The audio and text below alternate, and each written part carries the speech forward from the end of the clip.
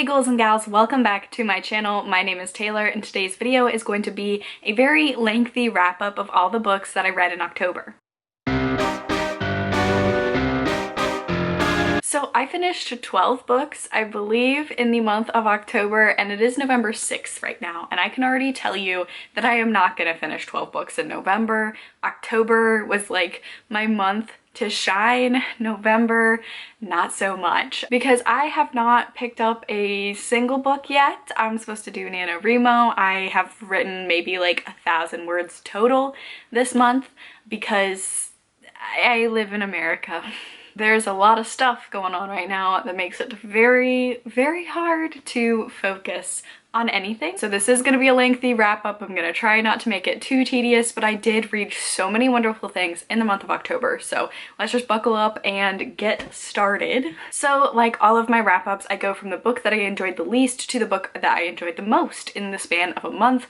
And for this month, even the very first book that I talk about in this wrap up is one that I did really enjoy. I made sure to really prioritize. I've been saving a lot of these books for October so I could have a good reading month, and I really did. So that's good, because it would really suck to film a lengthy wrap up where you didn't really enjoy any of the books, but I really did. So the first book that I'm going to talk about this month is Gyo by Junji Ito. This is a horror manga about a young couple who goes to the island of Okinawa and they're vacationing and they stumble upon a fish with legs. And that's really all I'm going to give about the synopsis, because this is a very short read, as most standalone mangas tend to be. So these illustrations are very gory, just absolutely wild. I really enjoyed them, but no, going into this is both very intense body horror, more than I expected this more to be of like a creature feature sort of manga. This is definitely, while there are like mutant fish in here,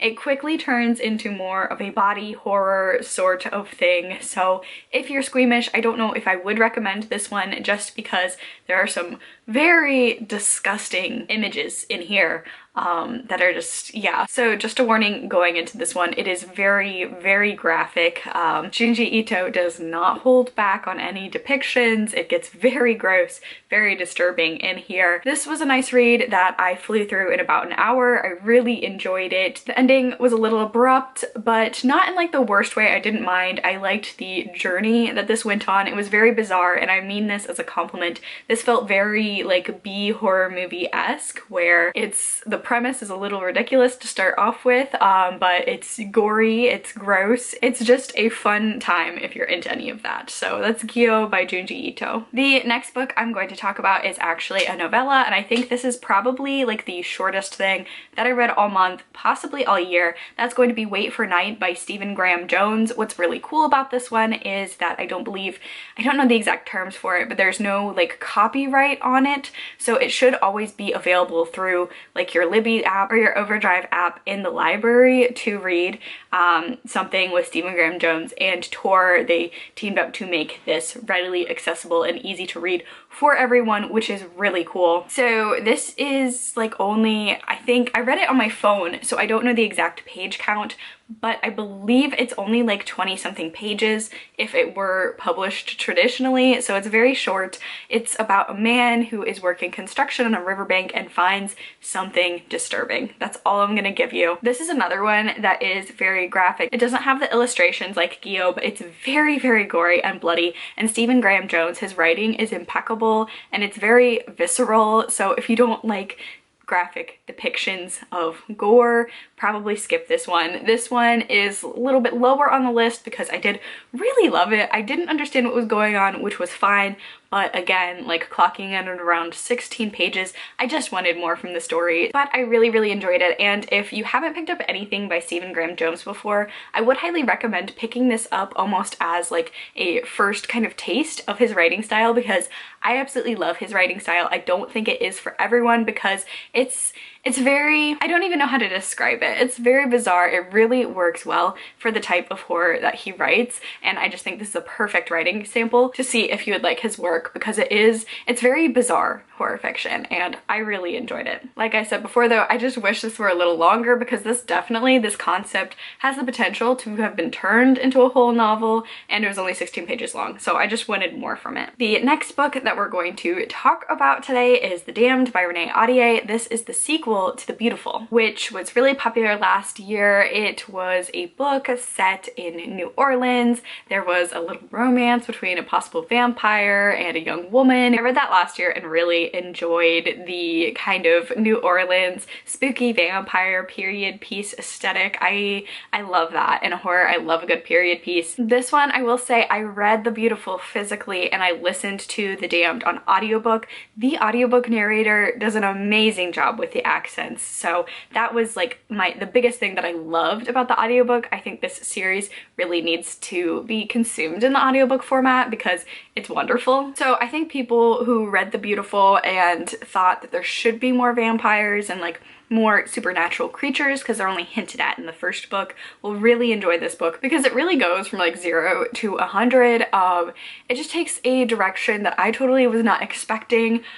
This is probably going to be a little controversial, but I liked the more understatedness of the first one. This one really takes everything in a whole different direction, but there are a ton more supernatural creatures. So if you thought The Beautiful didn't have enough, The Damned definitely has enough for you. And I just didn't really expect this to be a trilogy. I thought it was a duology. I don't think Renee Ahdieh has ever done anything that isn't a duology, so that was my biggest issue with it, was that it did feel like a duology until like the last like 4 chapters of the book, and then it felt like it was going to be a trilogy. So I don't know if I'm going to finish this series or not. I enjoyed the experience of reading this one. I'm not like looking forward to the third one, but I will probably pick the third one up just to complete the series and see how it goes, because the audiobook was really great. I feel like had I read this physically, I probably wouldn't be continuing, and there's nothing wrong with it. I think it's really good writing, and I do think it's like Renee Ahdieh's strongest series to date,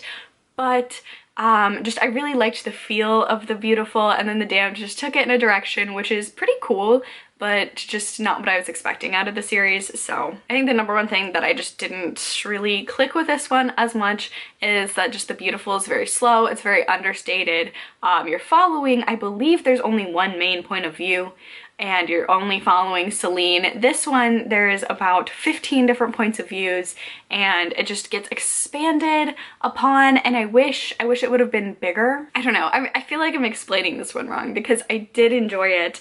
It's not like one of my new favorite series, but I think if you're into, it almost feels like, I've never read Holly Black, so I don't know if this is the most like apt comparison, but it almost feels like the second book feels more, and this might be slightly spoilery, so keep that in mind, but the second book feels like it's more of a Fae realm and humans going into the Fae realm sort of story. So it goes from like an understated period piece that's taking place in the human world and just going off in a completely different direction. The writing is beautiful. I just don't know like the way the series is going, it's going to be for me, but I'm a completionist, so I probably still will pick up the next book anyway. Just keep that in mind. It definitely goes in a very different place than I think any of us were expecting this series to go. So the next book that I read is The Year of the Witching by Alexis Henderson, and I really like describing this movie as a blend of The Handmaid's Tale, the book, plus the movie The Witch. It's a very slow and gothic horror novel. It's really exploring like morality and organized religion, kind of going into more of a, there's a thin line between a religion and a cult, and just the way different religions oppress the female experience, female sexuality, female adolescence. All of those things are explored really well in here, which I think makes it. So this is definitely horror. I've seen a lot of people say that it's not. It's definitely horror. It's gothic horror, and the horrors are you thinking as a reader about all of these things in the society are very horrific, even if the characters aren't taking it as horrific, because that's just like their day-to-day life. I'm very excited to read more by Alexis Henderson. I think the writing style is really cool. It complemented the story really, really well. So this is a story about a young woman who she's never really fit in with her society because her mother met a man that was outside of their confine. He's black, the mother is white. In this society, that's definitely frowned upon, especially because he's an outsider as well. This isn't spoilers, you find it in the first chapter of this book, but it doesn't go well for our main character's parents. Her mom, she never knows her dad. Her mother dies right as she's born, so she knows nothing about her heritage. She's raised in this very oppressive, patriarchal, religious society until one day she finds her mother's journal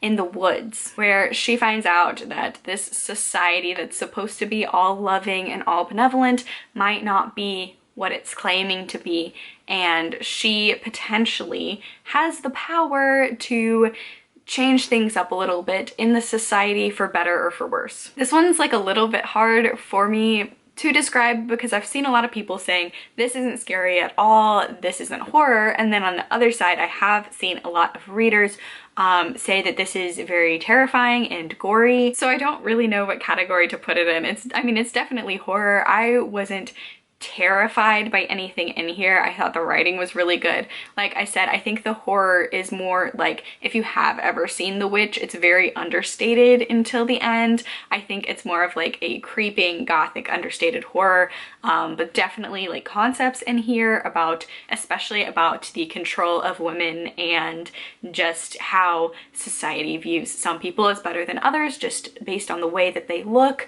I think those ideas, while maybe in the book aren't traditionally horrific, where it's like a jump scare or whatever, you as the reader contemplating those ideas and putting yourself in that situation is very horrific. So this was a really good debut. I'm excited to read more from the author, and I think this is a really good example of modern gothic horror. The next book that I read is We Sold Our Souls by Grady Hendrix, and this is about a woman named Chris who used to be in a metal band, and they were right on the cusp of making it big, and something terrible happens to the band and her dreams are smashed. So that takes place in one timeline, and then you're really following her in present day, where every single person in the band, except for the front runner, has just not had the life that they anticipated they would have. They've not really had a good time of it, except for the former frontman of the band, who is one of the most famous stars and personalities in the world. And Chris really starts to suspect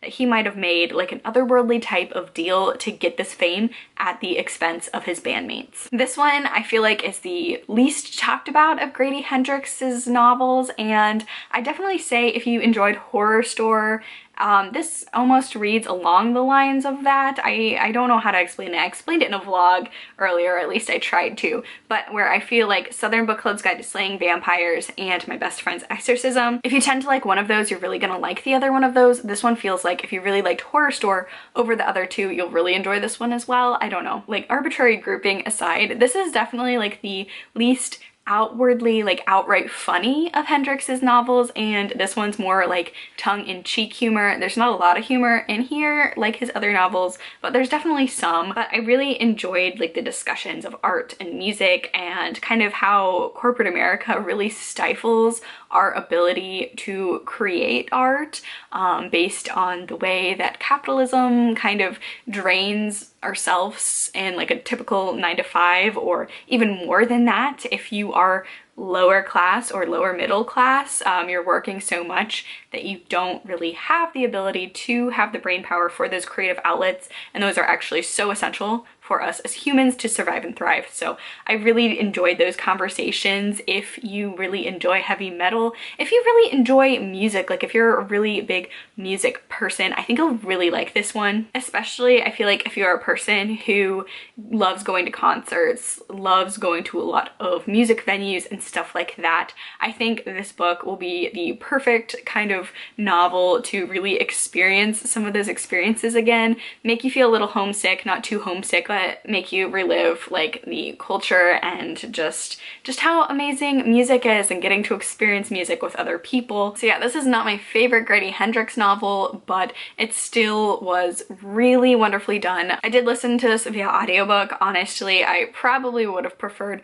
reading this physically, but that's just because I feel like his books are kind of like part of the story, the way that they're formatted in and of itself. So if you have an opportunity to read this physically as opposed to audio, I would suggest it, because I feel like you're missing a little something when you don't get to see like the format of the actual book. Obviously, audiobooks are reading, just for some books that really focus on like the printed formatting of the book and how it's like put together, I think you do lose something like that in audiobooks.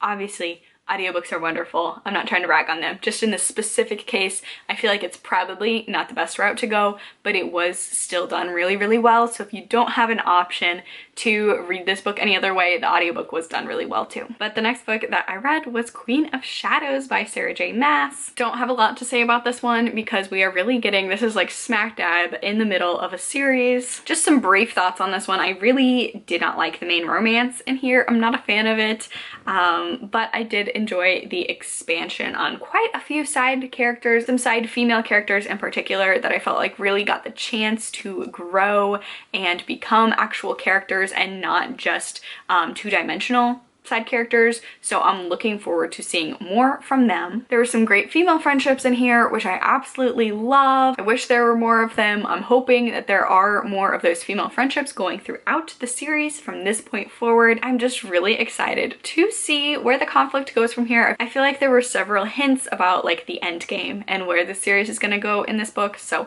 I'm excited to continue my read of the series. The next book that I read was Night of the Mannequins by Stephen Graham Jones, and this is a short horror novella about a group of high school aged friends that play a prank on one of their other friends that involves a mannequin, and something goes horribly wrong. That's all you need to know about this one. It's like a perfectly paced slasher. I love big books on this channel, but this is like a novella that is absolutely perfectly paced, perfectly told throughout the story. I felt that it's perfect. It's like one of the best novellas I've ever read. You can read it in one sitting. It definitely feels like a classic teen slasher, so if you're into movies like that, this is really good. I obviously read it in October and I really enjoyed it because it's a quintessential slasher, so it's great for Halloween, but this really did give me summer vibes, so this would be a good read to read in summer if you're looking for some more summer specific horror as well. I just absolutely loved this. Stephen Graham Jones is amazing. I'm really excited to read more from this author both this year and in the years to come. So the next book that I'm going to talk about is Winter Counts by David Heska Vonley Wyden, and this is about Virgil Wounded Horse, who lives on the Rosebud Indian Reservation, and he is a vigilante for his community. So first of all, I want to say this can be a very, very triggering book. It's very sad. It's a thriller, and I'd also put it in like the legal fiction, legal thriller categories as well, because there is a lot of discussion in here about how the American legal system really fails Indigenous people and how honestly a lot of our legislation is designed that way. Virgil is a vigilante figure in his community because the way that the United States has kind of jurisdiction over Indigenous reservations is that they do have their own police force, their own laws, their own jurisdiction until it gets to federal cases, and then they can't prosecute in their own communities. It's the United States federal government. Unfortunately, the government doesn't really care.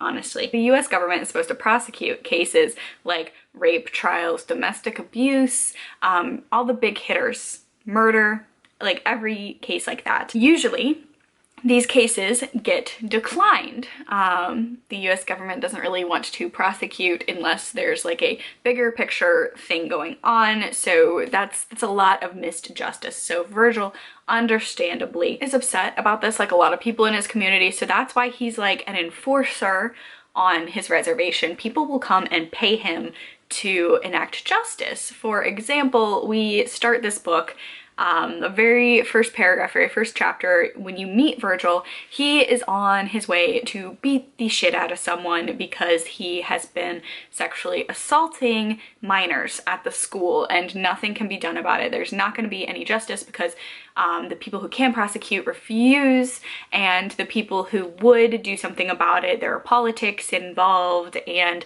they can't, their hands are tied. So he is paid by this girl's family to go beat the shit out of this guy. So we love that energy. I love vigilante stories. They really work for me. More thrillers like that, please. But I'm sorry this review is all over the place. This is like a very frustrating book when you read it because it's very, unfortunately, like not far-fetched. None of this is far-fetched. In the back of the book, as well as acknowledgements, there is also an author's note where Virgil's enforcer role is not fictionalized. There are people like him, unfortunately or fortunately, depending on how you look at it, in all of these reservations, just because there's a need for that kind of role, unfortunately, because the American justice system just doesn't work for certain people. So now going into that this is a very, very heavy read. So you find that Virgil is this enforcer on his reservation, and he is very close to his nephew, right? His nephew, his sister's son, so that would be his nephew. He is raising him because his sister has passed, and they're pretty much their only family unit is Virgil, and Nathan is his nephew. And when Nathan gets caught up and kind of framed for drugs and selling and distributing drugs on the reservation, the federal government actually comes in and gets involved because they want to actually prosecute, because drug charges are federal jurisdiction and there's a bigger drug ring involving more than just this reservation at play. So Virgil is kind of thrust in the middle of the situation where his nephew is saying up and down he is innocent, he has not done this, he's been set up. So he's trying to free his nephew from that and figure out who's actually distributing on the reservation and get these drugs off his reservation, and also free his nephew from these accusations, because even though he's a minor, he's going to be tried as an adult because the drugs involved in this case is a federal crime. So you have to follow Virgil as he's trying to work with different legal systems and trying to really toe that line between legal justice and the justice he's used to. And if you like thrillers and you've really just been looking for something new and different, I highly recommend this book. I really enjoyed it, as well as I think it's a very informational fiction book where you read these things that are happening and you realize that, you know, these same exact events are happening all across the United States. So I don't know if any of that sold you on this book. It should. It's a lot harder to talk about books that you're like really emotionally invested in, I feel like, but this is very eye-opening. But this book is an absolutely wonderful thriller. It's very informative, and it's just also like very high stakes. While I did talk about all of these things going on in the plot, in terms of like a legal book, it's definitely not slower paced where I feel like a lot of legal thrillers are. Virgil is very, very likable as a main character. You really want him to succeed, and it's very fast paced as well. So I highly recommend picking this book up. Also, I do believe November is Indigathon, and I think there are like a couple readathons going on for reading books by Indigenous authors, so this absolutely would fit probably several prompts for that. So go ahead and pick this up and put this book on your radar if you haven't already, because I really enjoyed it. Next book I'm going to talk about, I don't know how much of a review I'm going to go into because I did talk about it at length in one of my vlogs, but that's going to be A Deadly Education by Naomi Novak. So this is about a young woman named Elle who is attending the Scholomance, which is the only school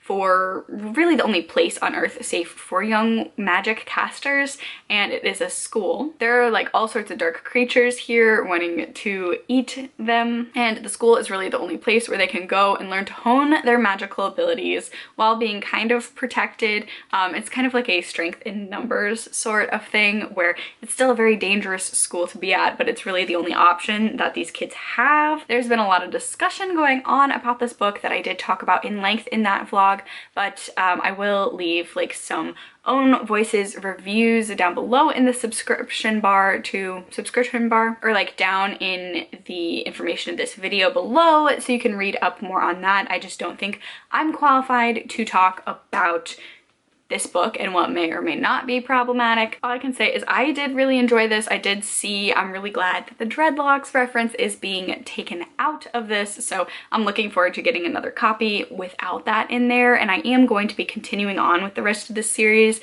This is written very informally, and I think that might be off-putting to some people because it is...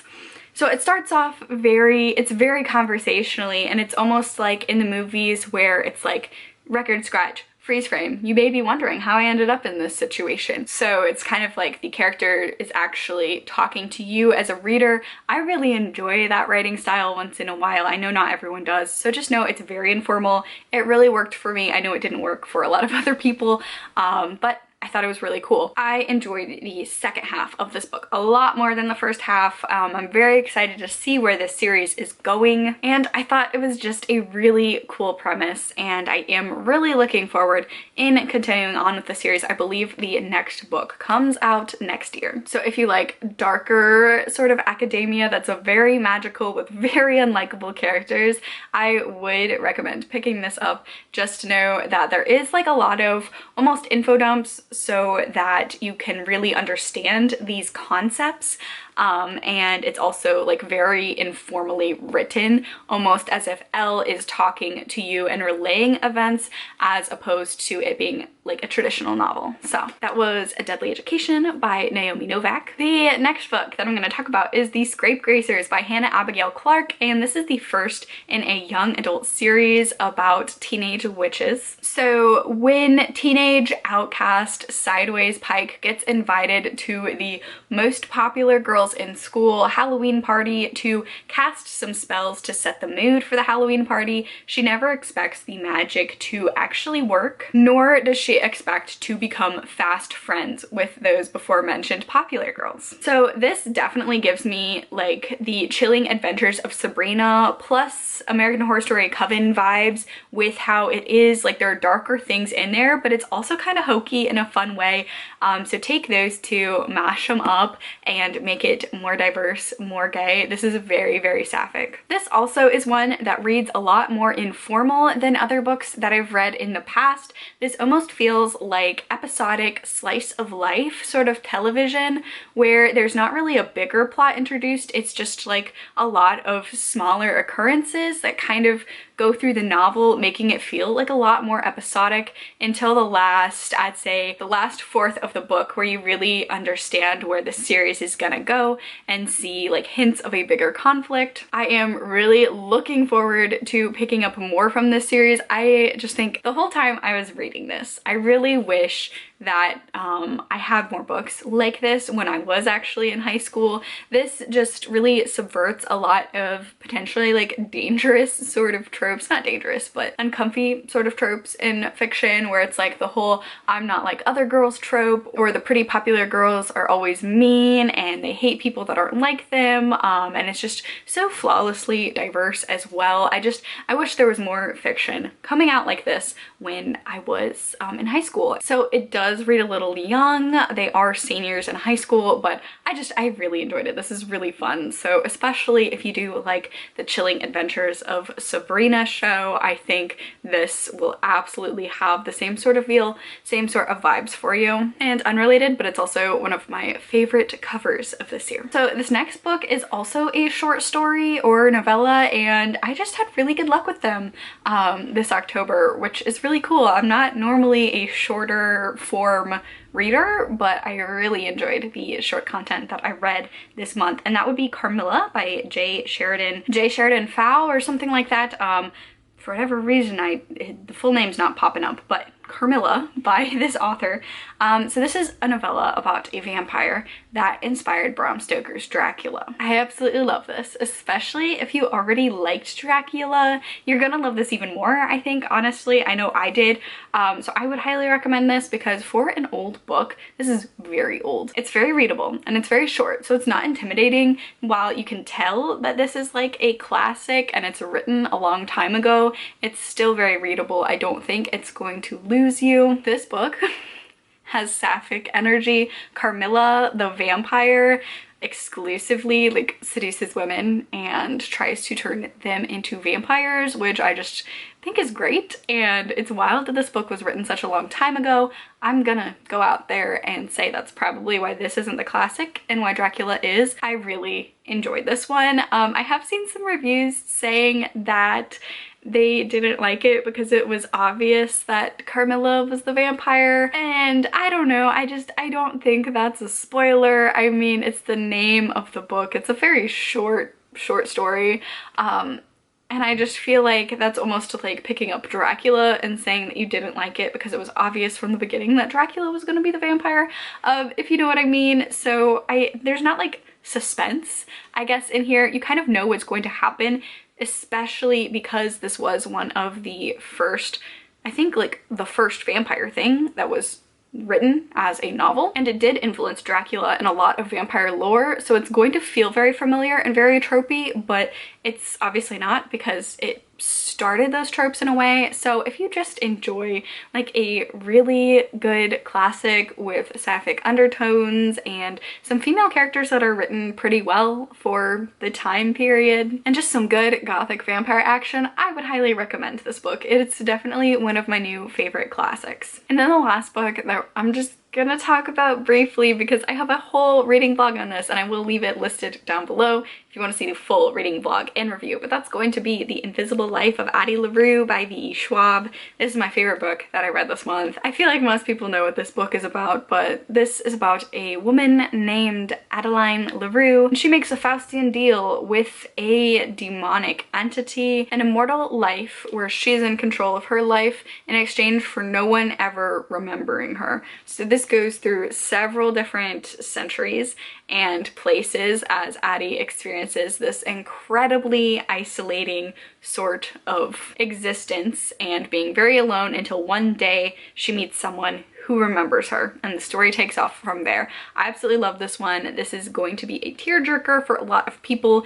It's very sad, it's very solemn, it's very beautifully written as well. Again, like I mentioned before, for Grady Hendrix's book, this is also kind of a love letter to art and how art impacts the human experience and how loving art and appreciating art and partaking in art, no matter what form, really makes us human. I loved Addie. I loved Henry. I loved this. This is very slow, very atmospheric, very dreamlike and whimsical and wistful and just contemplative. I loved this book, and I had a whole journey. Like, the vlog is like 30 minutes long, so I will leave that down below if you want more thoughts on this. This is probably going to be one of my favorite books of the year.